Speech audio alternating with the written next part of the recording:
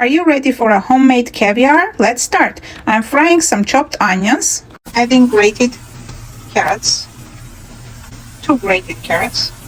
Here I have my fried squash slices, and here I have 1 long eggplant, the purple color, and I have 2 small bell peppers, the organic ones.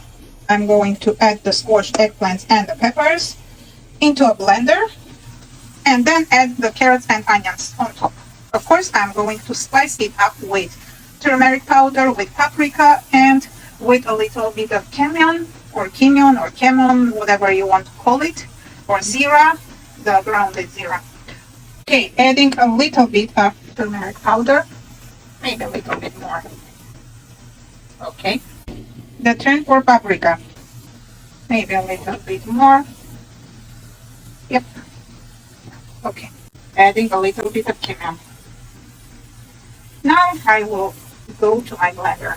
Adding the squash into a blender. I'm not cutting because they're already sliced, so my blender will be able to blend them very well, very easily. Next is the turn for the eggplant. And the bell peppers I have to clean a little bit from the seeds and then add it on top of this. Because I don't have a lot of bell peppers, just 2 small ones. That's okay, I'll add this too.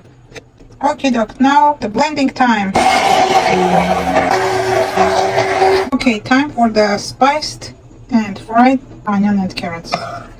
You may add spoon by spoon, not the whole thing. Blend it and then go back to the rest. Now everything got mixed and gone. And here we go. Our dip is ready. Hope you like it. I have garnished my spread/dip with some potato chips, and in the middle I placed a couple of citros, which is an herb in the middle of oregano and rosemary. Put your thumbs up and subscribe to my channel for more recipes like this one and the best ideas in DIYs. See you next time. Bye bye.